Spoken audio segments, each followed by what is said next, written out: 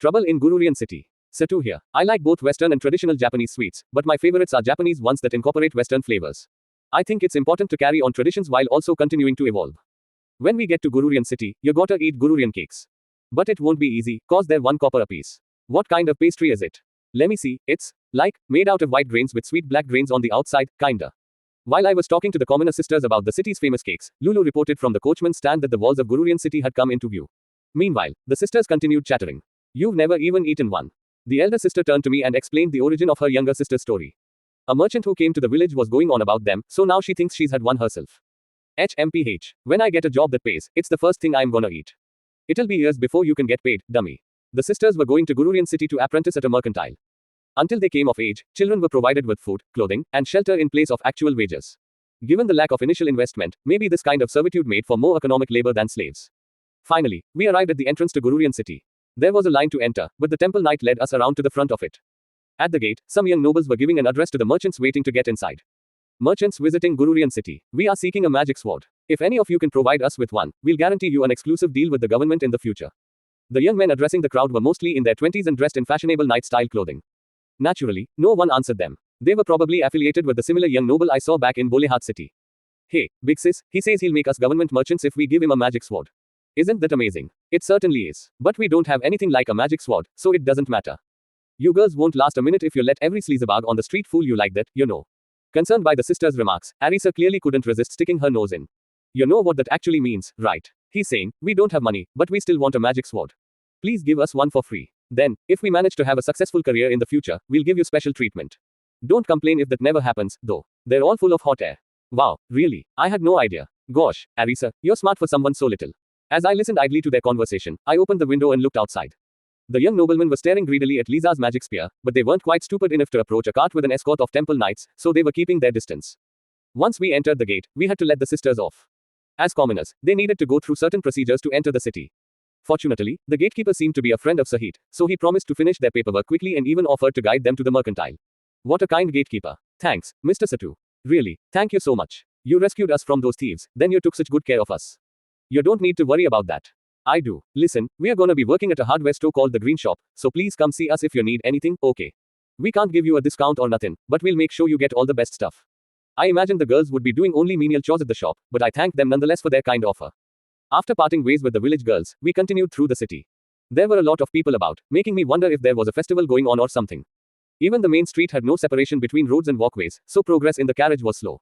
I sent Temple Knight Heat on ahead as a messenger to the Tenyin Temple. In the meantime, I decided to check the map once more. There were no demons, chaos jars, malice urns, or anything of the sort, but I did find 20 or so demon lord worshipping wings of freedom. I decided to write down on paper the names and whereabouts of the members and mail it off to the city guards in the dead of night. Master, Tama, who was riding the rhinoceros along with Pochi, called to me from outside the window. Sword fights. Master, humans are fighting over there, sir. Interested, I came out to the coachman's stand to look where they were pointing. There was a great deal of people gathered in a large park nearby, making for quite a lively mood. Over there, master. I wonder what it is. An exhibition fight, maybe. I looked curiously toward where Lulu was pointing, and Arisa stuck her head out as well. It was dangerous to drive while distracted, so I had Lulu stop the carriage for a moment. Maybe it has to do with the martial arts tournament Miss Jojori mentioned. Right, there was a big tournament being held in the old capital soon. It's probably a preliminary battle to decide who gets to enter. Want to go check it out? Jackass had gotten out of the carriage to stretch and made a suggestion. Wait, when did you get out? Lord Tolma, we must first go to the Tenyin Temple. Oh, don't be such a stick in the mud. Let's pick up some grub at the food stalls first. Ignoring the temple knight's reminder, Jackass cheerily slipped into the crowd. I'm sorry, Tolma is always like this. Miss Hayuna tried to apologize to the temple knight, but her expression remained stoic as ever. Sir Pendragon, I'm terribly sorry, but would you mind lending me one of your talented servants to retrieve Lord Tolma? Sure, that's fine. Since her main duty was to protect baby Mayuna, the oracle priestess, she couldn't leave. I sent Lisa and Nana to collect Jackass. Tama and Pochi, still riding the rhinoceros, sniffed the air. Sweet smell. It's a different smell from the honey pastries and the licorice, sir. After a moment, the scent reached the rest of us as well. It smelled like traditional Japanese sweets, specifically red bean paste. Oh man, that smells great. Is that red bean paste? Arisa was getting especially fired up for whatever reason and whipped her head around searchingly. You're there, young master. Would you like a Gururian cake? A girl with a food tray suspended from her neck emerged from the crowd and approached the coachman's stand where I was sitting. She reminded me of a Showa-era salesgirl selling bento boxes at a train station, or something along those lines. Alas, she wasn't wearing a Japanese-style outfit to match just ordinary commoner's clothes with a short apron tied around her waist. Sure, could I buy 11, please? Yes, of course. That will be 11 large coppers. I didn't feel like haggling, so I handed her 2 silvers and 1 large copper. That was pretty expensive for a pastry, though. Each one cost the same as a night's stay at the Gatefront Inn back in Seiryu City. I handed out the leaf-wrapped Gururian cakes to everyone. I thought the temple night might decline, but she gladly accepted it. It seemed girls who disliked sweets were rare even in a parallel world. MRRRR. Black things. Mia was eyeing her cake rather distrustfully. It's a sweet pastry made with grains and bean paste, I informed her, and she cautiously took a bite. Yum. With this brief statement of approval, Mia cupped the Gururian cake in her hands and began eating it reverently. I think it could stand to have a bit more sugar. Critical though Arisa was, she devoured hers in an instant. I'm guessing that if they used more sugar, which is always expensive, the pastries would cost even more. So it's that, is it? Yeah, it must be. Arisa and I both recognized the pastry as ohagi, a traditional Japanese sweet. Instead of mochi, there was a clump of glutinous rice that hadn't been pounded smooth. The red bean anko was lumpy, giving it the feel of a very traditional ohagi. So the name of the city. Yeah, it must be a pun. I couldn't tell this to anyone else, they would have to understand Japanese to get the joke, but there was no mistaking it. Ohagi was made by packing sweetened white rice together, then rolling it, gururi, in red bean paste, and that had to be where the name, Gururian, came from. Whoever named the city was definitely a Japanese punster. After we finished the ohagi, there was still no sign of Lisa, Nana, or Jackass. I'm going to look for them. I'll bring Tama and Pochi as escorts, so the rest of you wait here, please. With that, I headed into the crowd, holding Tama's and Pochi's hands. Usually, this would end in even more kids getting lost, but I didn't need to worry about that as long as I had my radar. Anyone who wants a badge of participation for the preliminary battle, line up here. You don't need to go to the town hall. We'll sell you one right here at this branch office. A big bald man was holding up a bronze badge-like object and shouting. Oh, so these were the badges you needed to bet to enter the match. The winner is the Wolf of Walt Village, Tun. And this round had just ended. The young man named Tun received a badge from the winner. His friends crowded around him, handing him drinks and a towel to wipe his sweat. Wow, Tun, 3 more and you can enter the prelims. PSH, this is nothing. Tun had 7 badges crammed onto his shirt. So you needed to win 9 street matches to qualify for the preliminary round of the tournament.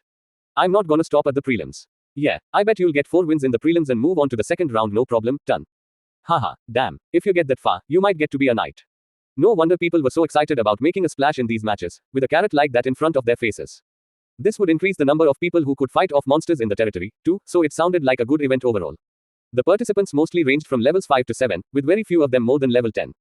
There's still 4 more qualifying spots for Gururian City, so you've got this in the bag. I wouldn't let your guard down. Last year, the 3 remaining spots all went in a day.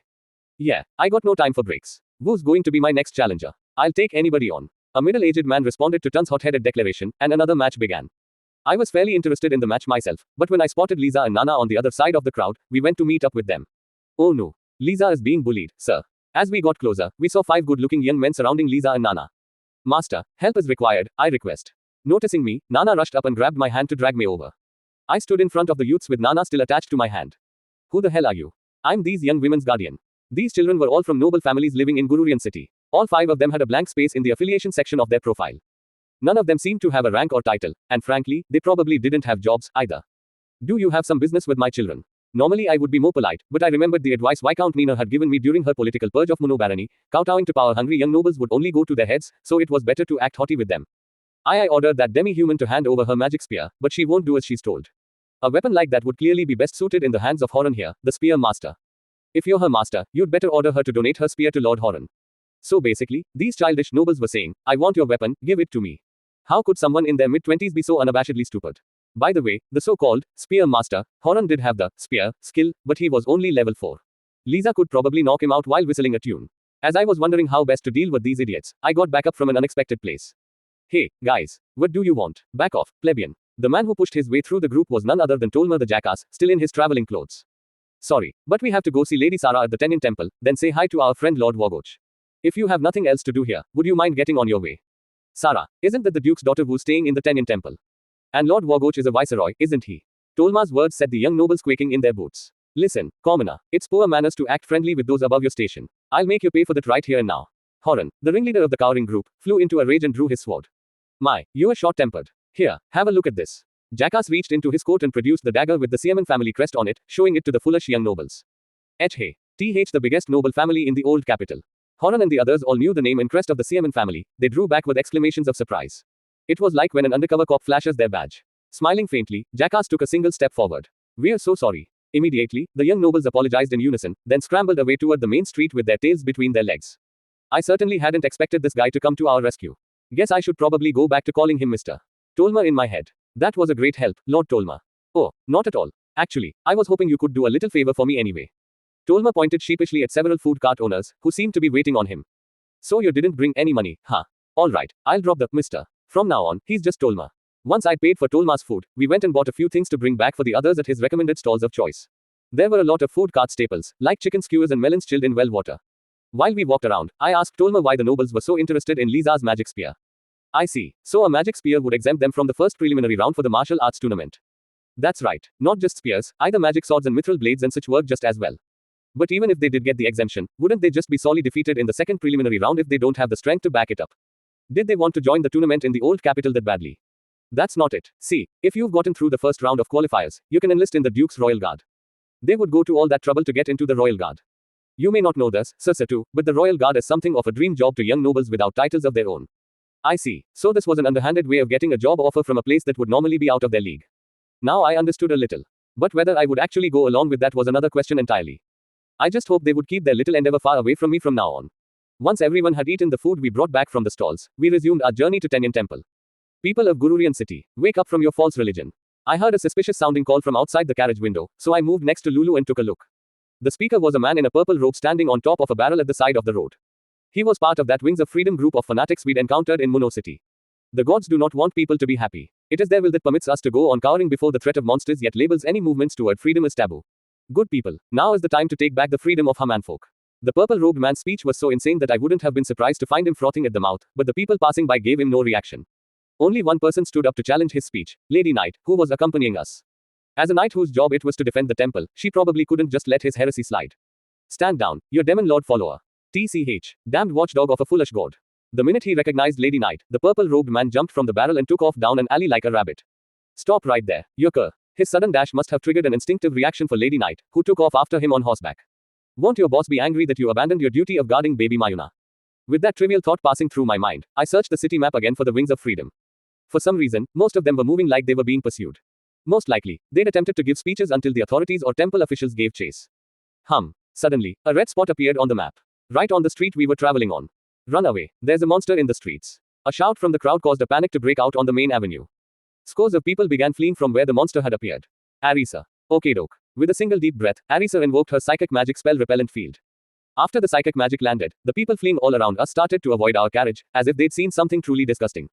We'd used the same spell to deal with the people fleeing from the goblins in Muno City. Once I saw that it was working, I checked the details of the red light on my radar. It wasn't just a monster, it was a demon. Everyone but Lulu, prepare for battle. Lulu, please park the carriage on the side of the road. Of course, the only battle preparations that really needed to be done were Arisa and Mia collecting their staffs and Tama and Pochi their short swords from the garage bag.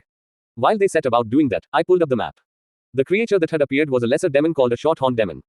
He was level 30, with only the race-specific abilities Transform and Flame Hand and the skills, Super Strength, and Hard Body. He had no magic-type skills at all. He was probably meant to be some kind of advanced guard. By all appearances, he was already engaged in battle, surrounded by knights and warriors from levels 13 to 33. There were at least 3 people around the same level as the demon, so they should be alright without me. No, wait. It takes a full squadron to stand a chance at defeating even a lesser hell demon, and you still risk losing half.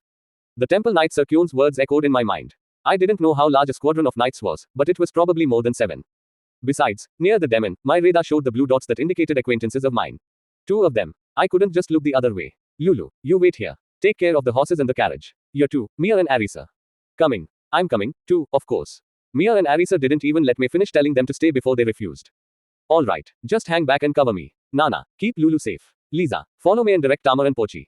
Master, here. Arisa handed me the fairy sword and its belt. Thank you, Arisa. Let's go. With that, I rushed through the thinning crowd. As the others followed, I told them that it was a demon up ahead, not a monster, and explained his level, skills, and things to watch out for in the battle. I planned to leave the fighting to the knights and provide them support from behind, while the others transported or healed the wounded. The beastfolk girls had higher defense than the knights of the same level, so as long as I covered them well, they should be able to stand up to even a lesser demon. Still, I had no idea why a demon had materialized in the middle of the city all of a sudden like this. At the very least, I was certain there'd been no demons here when we entered the city. In fact, there hadn't been any in the entire duchy. He didn't seem able to teleport, either, so someone had either summoned him or sent him here. Eventually, there were no more fleeing crowds at all, just abandoned carts and carriages littered around the street.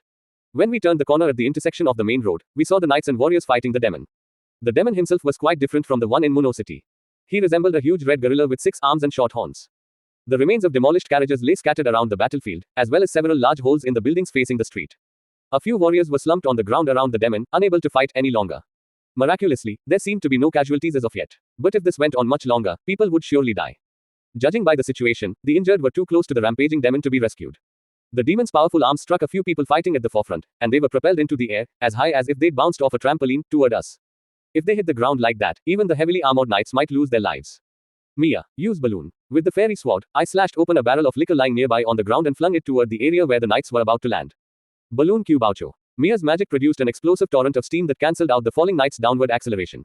That should keep them alive, at the very least. Hopefully they can just walk it off. One of the fighters was on a slightly different trajectory and also happened to be a beautiful woman. Quickly, I darted over to catch her. What? The woman, clad in a dress, had squeezed her eyes shut in preparation for the impact and now blinked a few times. Please try not to put yourself in harm's way, Lady Karina. Sir Pendragon. Realizing who had caught her, Miss Karina flew into a panic. I got why she was stammering, but what was up with this ritual of alternately entwining and releasing her fingers over her chest? Was this her way of acting bashful? On top of that, she kept mumbling increasingly absurd comments in my arms. From heavens, to think you would hold me like this twice. You're surprisingly strong, aren't you? Finally, perhaps we'll go to the royal capital for our honeymoon. Clearly, her inability to handle any physical contact with the opposite sex hadn't changed since our last encounter. I forbid you to Princess Carrie and Yoon. Forbidden. Once they'd caught up behind me, Arisa and Mia immediately lodged their complaints. Meanwhile, Tama and Pochi were giving recovery potions to the knights who had just fallen. Thank you for your assistance, Sir Pendragon, said Rakha, the sentient necklace blinking blue at Miss Karina's chest. I responded by politely asking him to help his master stop throwing herself into danger. Even with Rakha's protection, Miss Karina had still lost about 20% of her health, so I asked Mia to heal her.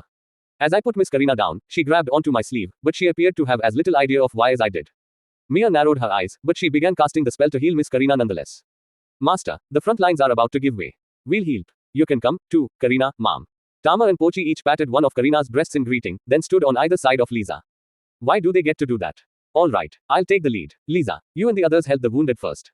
I could hardly imitate Pochi and Tama's greeting, so I simply gave a light wave before dashing into battle. On the front lines, 2 more people had collapsed, leaving only the level 33 Imperial Knight Sir Ipasa and a level 29 warrior with a large shield. Both of them were bloodied and slowing down. The demon fired 3 shots of flame hand, which rocketed like bullets into the warrior's shield.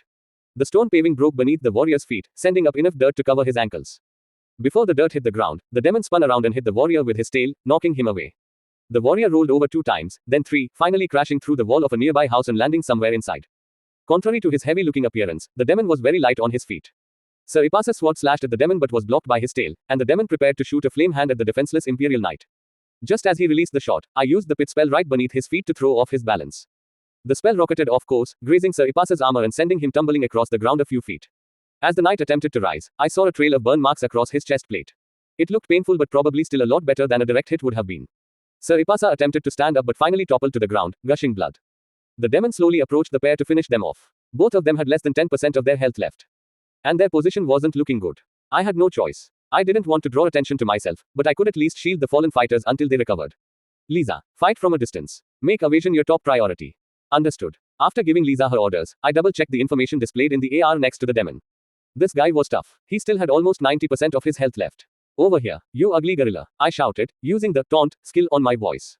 The demon immediately charged at me, leaping over the heads of Lisa and the others with ease as they tried to attack. As he dropped toward me from the sky, he pulled back his arm. Then, in the next instant, he came down at me like a cannonball.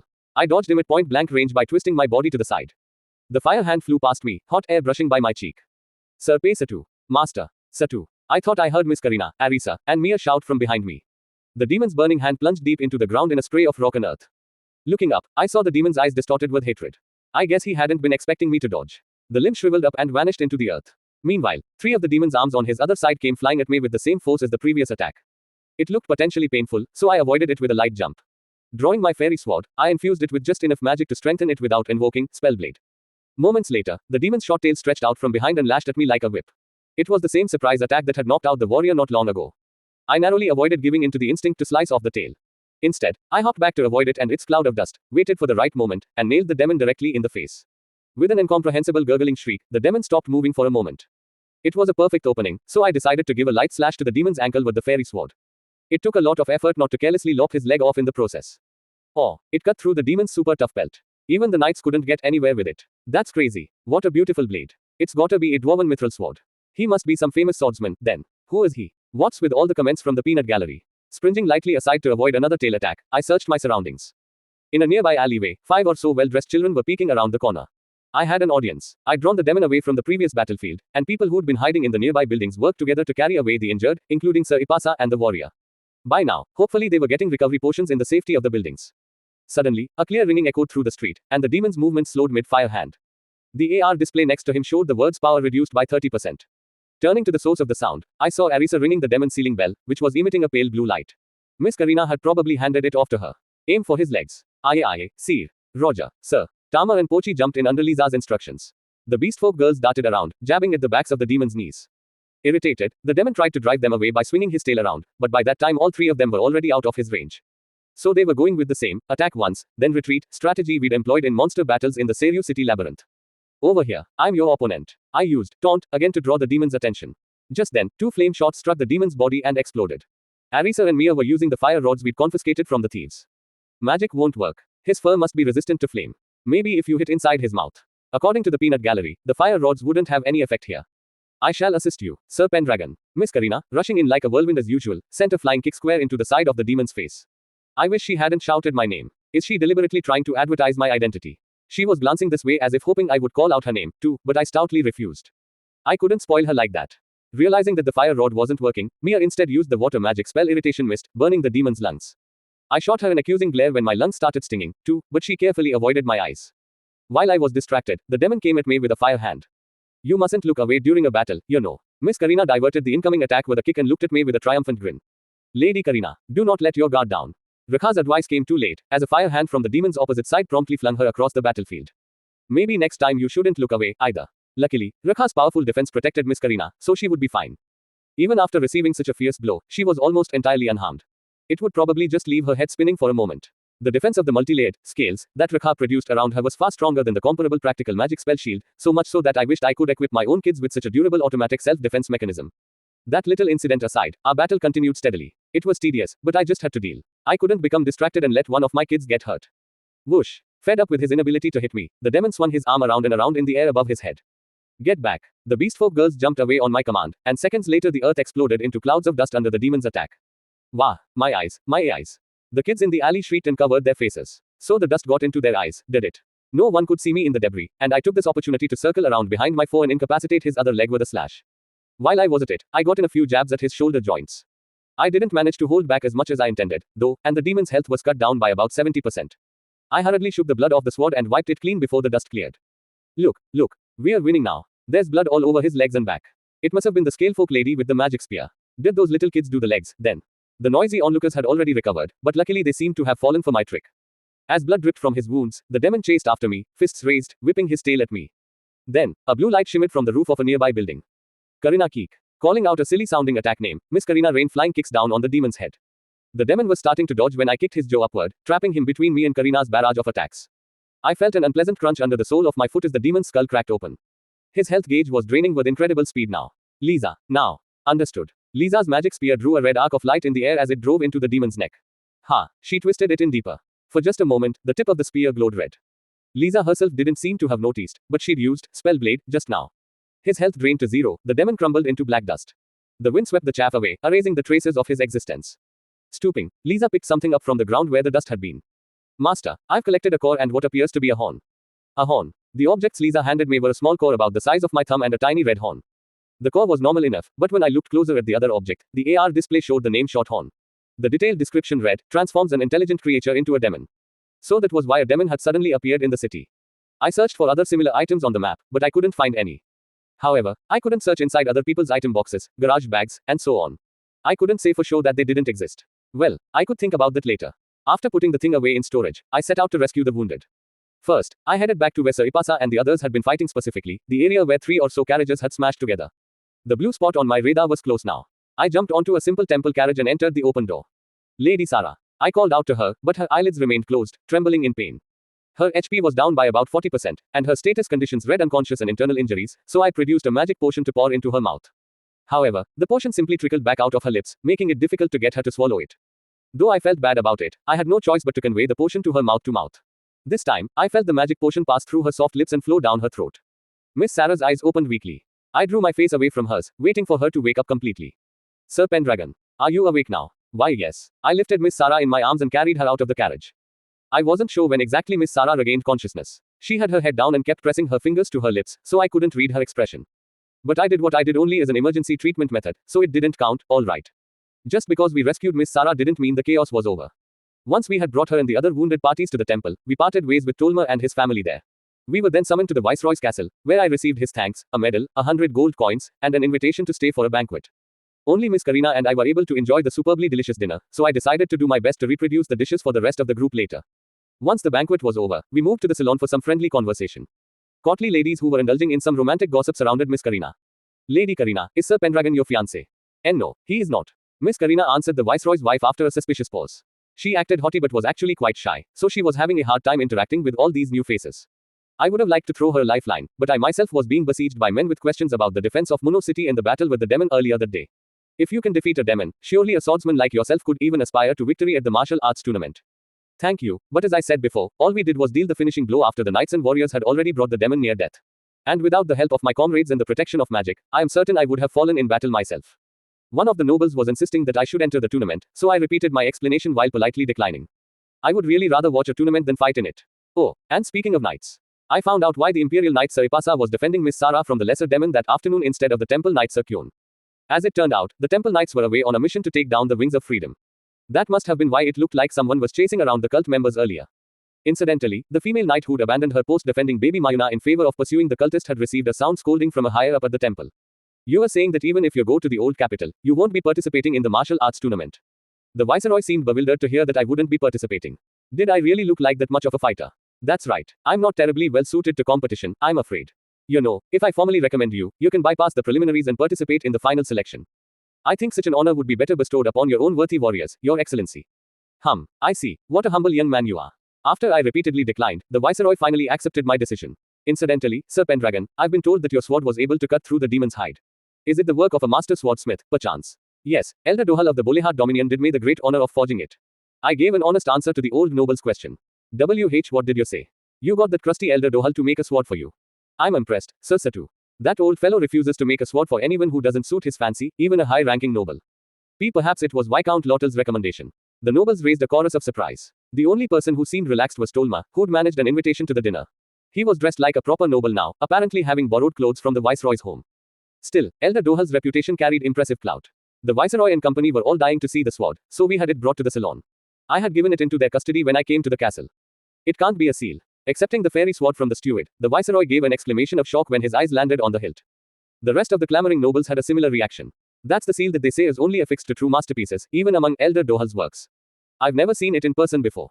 The craftsmanship on this hilt is incredible, too. Heavens, the sheath alone has value as a beautiful work of art. I would love to have such an elegant piece for my own sword, to be sure. What workshop produced this? The sword was causing a fuss before it even left the sheath. I had actually just fashioned this in a hurry upon being invited to the Viceroy's dinner party, since I didn't want to show up with a plain black sheath, so I didn't really have a good answer to that question. Instead, I decided to just say that I got it from Elder Dohal as well. Drawing the sword, I placed it on a stand that the steward produced to show it to the Viceroy. Its inscription is the fairy sword. What a beautifully patterned blade. This green and silver edge is difficult to produce even with the finest mithril. Truly, only Elder Dohal could have fashioned such a sword.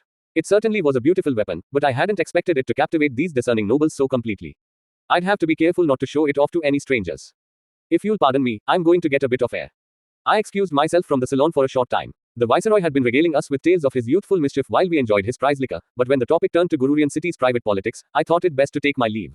An outsider probably shouldn't be hearing this anyway. I opened the balcony door and went out onto the veranda. Though we were on the second floor, the courtyard was level with the terrace. I closed the glass door behind me. According to what I'd heard earlier, it was made in a workshop in the old capital. Glasswork was relatively common in the Ugoj Duchy.